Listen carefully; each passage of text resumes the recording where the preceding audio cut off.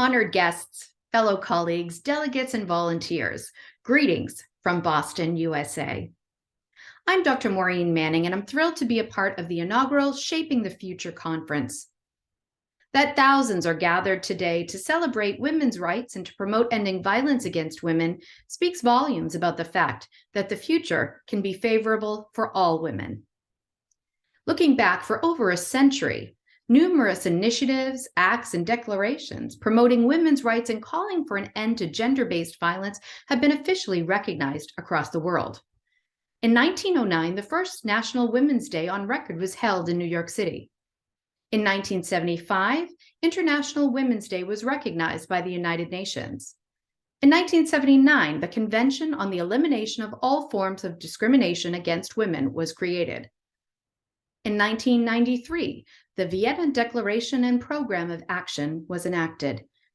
And in 2015, the Beijing Platform for Action was established.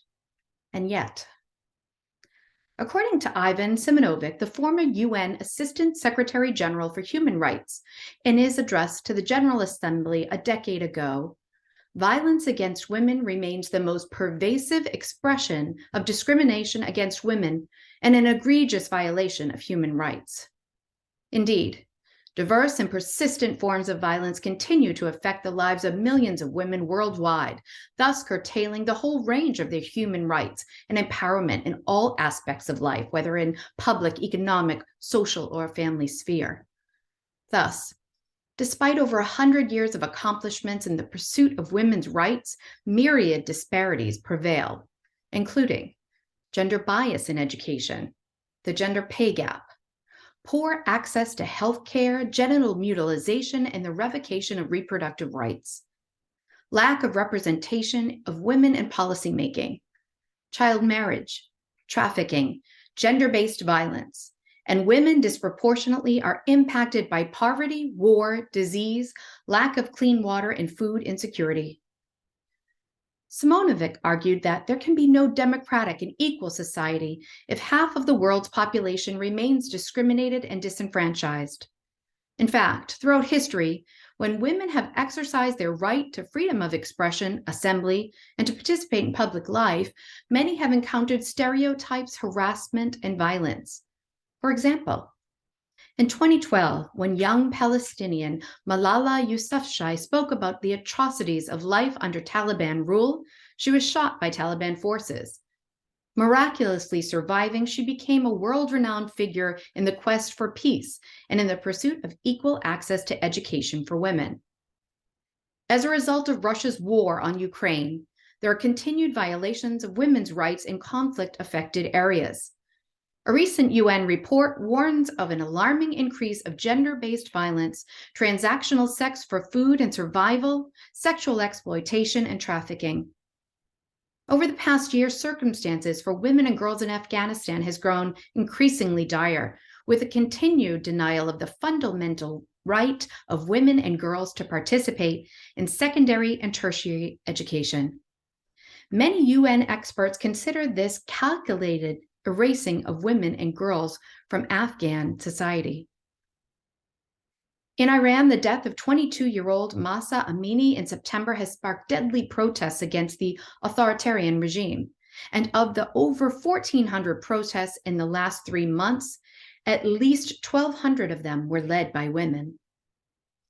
Andrea Ori of the Office of the High Commissioner for Human Rights recently asserted that violence against women is increasingly exacerbated by misogynistic discourse and continues to result in the suppression and punishment of the voices of women and girls.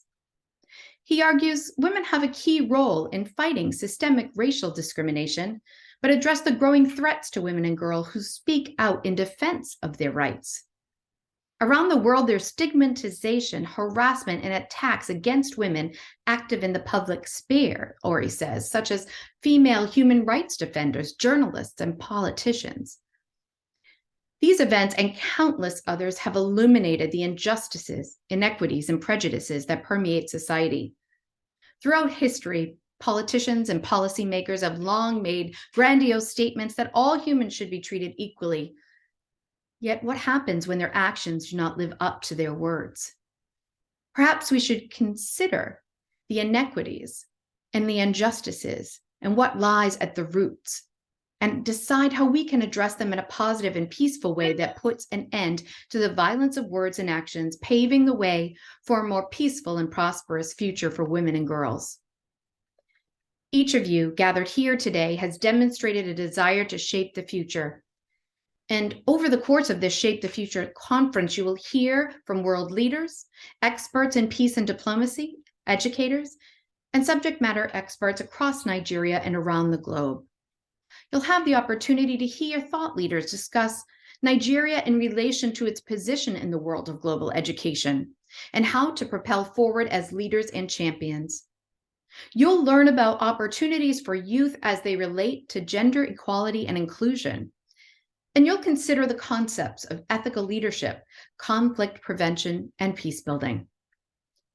Whether it's peace, equity, or education, or another cause that drives you, find something about which you are passionate and become a voice for change. Malala stated, "If we believe in something greater than our lives, then our voices will only multiply. If we stand with others who also want to create a more peaceful future, then our voices will multiply as well. We will be stronger, louder, and more powerful advocates for change." Thank you and best wishes for an inspiring and motivating conference.